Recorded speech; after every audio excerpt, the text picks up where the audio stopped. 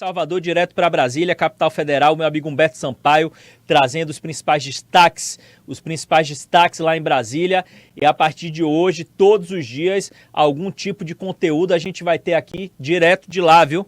Da capital federal, do Congresso, dos ministérios, lá do STF, da Procuradoria, de tudo que é órgão lá em Brasília. A gente vai ter repercussão aqui no site bnews.com.br, no Radar BNews e também, claro, aqui no 7 da Matina. E hoje tem destaque de Rui Costa, hein, Humberto? Me conte aí, meu amigo. Bom dia para você. Bom dia, Rafa. Bom dia, Nilson. Bom dia a toda a audiência aqui do 7 da Matina. De fato, hoje o ministro-chefe da Casa Civil, o ex-governador da Bahia, Rui Costa, foi parar nas páginas da Folha de São Paulo por uma matéria com um tom de crítica, né? Dizendo que a cada 2 dias úteis de trabalho, o ministro Rui Costa recebeu pelo menos um prefeito baiano em seu gabinete nesse ano 2024. Eu, sinceramente, Rafa, não vejo nenhum problema nisso, até porque todos sabem aqui na capital federal o quanto o ministro Rui Costa é dedicado ao trabalho. E a gente acompanhou ele enquanto governador da Bahia.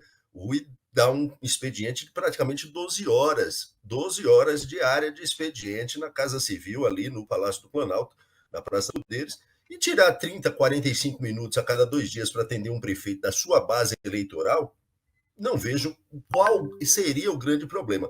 Mas, ainda assim, sai uma reportagem, eu estou até com o título dela aqui, da Folha de São Paulo de hoje, diz assim: Rui Costa recebe um prefeito baiano a cada 2 dias úteis, enquanto o governo recebe críticas. Bom, não sei se a culpa das críticas todas que o governo recebe recaiam sobre o ministro Rui Costa. Certamente que não. O governo tem uma capilaridade muito grande e, de fato, o próprio presidente critica o governo, tem criticado a falta de entregas do governo federal. Ele esperava nesses primeiros 500 dias, que ele já deve estar prestes a completar agora, já no meio do ano de mandato, muito mais do que tem entregado até o momento. E, de fato, o Rui Costa tem algumas atribuições importantes, como coordenar o novo PAC Brasil, né? Essa é uma atribuição específica da Casa Civil, além de estar servindo como principal interlocutor político junto ao Congresso Nacional, uma vez que o ministro que deveria cumprir essa função, o paulista Alexandre Padilha, não tem agradado, digamos assim, os demais parlamentares. E por causa disso, Rafa, tem recaído sobre a responsabilidade de Rui Costa boa parte da articulação com os parlamentares da Câmara e do Senado. Estou me ouvindo bem aí? Está chegando uma interferência muito forte, aí, alguém fazendo algum teste. Tô te ouvindo, Humberto. Pode continuar, tô te ouvindo bem. Pois bem, então o ministro Alexandre Padilha tenha fechado algumas coisas da parte de articulação política a cargo do ministro Rui Costa. Mas isso não vejo o Rui ter nenhum tipo de impedimento em, a cada 2 dias, atender um prefeito da Bahia. Afinal de contas, de que vale termos ministros baianos aqui em Brasília, Rafa, se não for justamente para ele atender os pleitos da Bahia? Né? Eu me Para... recordo também ter a Folha de São Paulo, durante a gestão do senador, escapou o nome dele agora, presidente do PP, nacional do PP, senador. Eu estou vendo a cara do sujeito piauiense lá, que foi ministro de Bolsonaro. Quantos prefeitos do Piauí ele atendeu naquele tempo, né? Então, É o Ciro Nogueira? Ciro Nogueira, ele mesmo. Sim. Muito obrigado pela lembrança. Então eu vejo uma certa dose de preconceito e também uma coisa que aqui os parlamentares baianos e do Nordeste em geral chamam de paulistério, que é aquela necessidade de ver os ministros paulistas brilhando e que não se tenha nenhum outro tipo de sobressaída, né, de outros ministros de outros estados que venham a ofuscar a participação dos paulistas no governo. E no caso lá a gente enxerga bem como o Rui Costa e seu trabalho de articulação tem ofuscado a participação do Alexandre Padilha como da articulação política. Dificilmente a gente vai encontrar um parlamentar da base do governo, um parlamentar petista ou de alguma base do governo, que venha a reconhecer isso publicamente, apesar de que, em off, eles confessam isso, que isso existe com muita assiduidade. Meu querido Humberto, agora essa semana é uma semana também decisiva aí em Brasília, porque vai haver uma sessão conjunta do Congresso Nacional. Essa sessão, o objetivo dela é apreciar os vetos presidenciais. O pau vai quebrar em Brasília, meu amigo? Mais um teste de força para o governo federal, Rafa. O governo federal, a gente sabe, o presidente Lula, quando foi eleito, dos quase 500 parlamentares, ou dos pouco mais de 500 parlamentares, a base dele, os partidos que compunham a base que o elegeu, conseguiu emplacar pouco mais de 130 parlamentares, ou seja, um terço, ou um quarto do total, ou um terço do total de parlamentares que tem a Câmara. E a gente sabe que esse número não é o suficiente para fazer o presidente governar. Daí ele precisa ter uma articulação cada vez melhor e um convívio e uma convivência muito maior e melhor com todos os parlamentares que compõem as cadeiras tanto da Câmara como do Senado. Então, são exatamente nesses pontos que o governo testa a sua força, como é que está o seu nível de articulação. São alguns vetos que vão ser apreciados, os mais importantes, esses principais vetos, né? Na verdade, dois, que são temas espinhosos e que envolvem muitos recursos para o governo, né? O primeiro é o veto que tem demandado uma articulação muito grande, né, do governo com os parlamentares, que é sobre um repasse extra de 5,6 bilhões de reais para as chamadas emendas de comissão.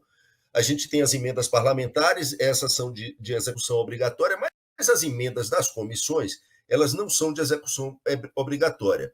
Né? Para a gente ter uma ideia, no ano passado, o valor dessas emendas de comissão foi de 6,9 bilhões.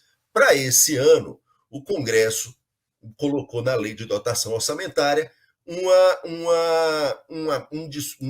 montante que supera 16,6 10 bilhões a mais do que foi destinado no ano passado.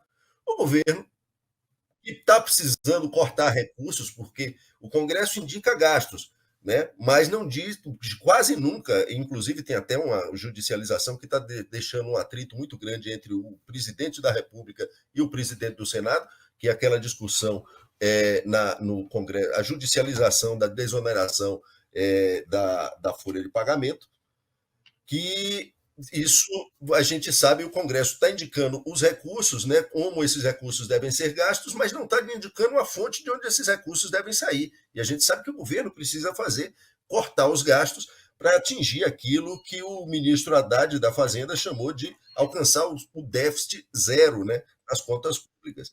Então, o governo resolveu cortar de 16 bilhões, ele resolveu passar a tesoura aí em 6,9 bilhões, né? De 6,6 bilhões, 16,6 bilhões que o Congresso queria nessas emendas de comissões, o governo resolveu passar a lâmina em 6,9 bilhões desse total de recursos. Só que o Congresso não abre mão de todo o dinheiro que eles querem colocar, ainda mais no ano em que eles precisam trabalhar para eleger seus prefeitos e seus vereadores nas suas bases. Afinal de contas, como eu já falei na semana passada, são esses prefeitos e vereadores que vão trabalhar pela eleição dos deputados e senadores daqui a 2 anos. Então, a gente tem esse teste de força, né, essa prova de fogo do governo para essa sessão que está marcada para esta quinta-feira, uma sessão conjunta da Câmara Federal e do Senado da República para apreciar outros vetos. Mas não só tem veto do presidente Lula, não, viu, Rafa? Tem veto também do ex-presidente Jair Bolsonaro, que vai ser apreciado nessa sessão. Não sei se você lembra, o Congresso Nacional durante a gestão de Jair Bolsonaro aprovou uma lei que devolvia a franquia livre de bagagens para quem comprava passagem aérea.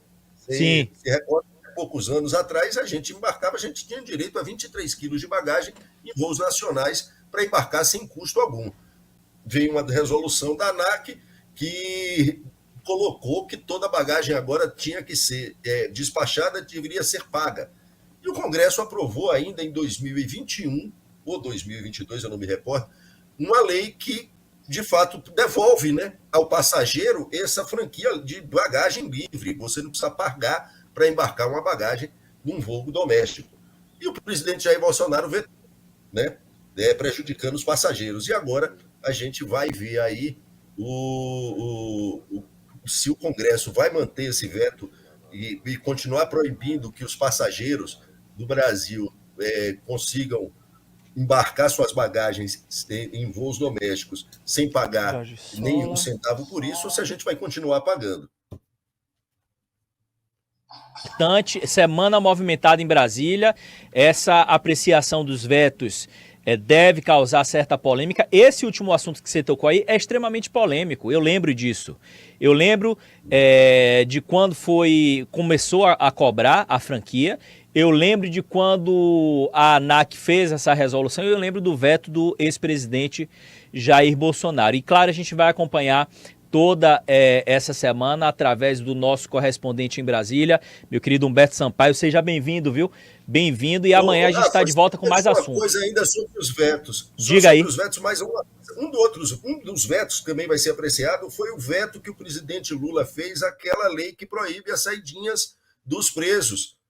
Então, os presos de crime de menor monta, de menor grau ofensivo, com penas que já tenham cumprido certas partes das penas, segundo o veto presidencial, continuariam a ter o direito a saídas semanais para encontros com a família, né? E isso vai ser um dos itens que vai ser apreciado também pelo Congresso, que é um tema bastante polêmico. Um forte abraço para vocês, até amanhã aqui, se Deus quiser. Acionar a gente aqui, um abraço para você, meu amigo. Bom dia. Boa semana a todos. Valeu.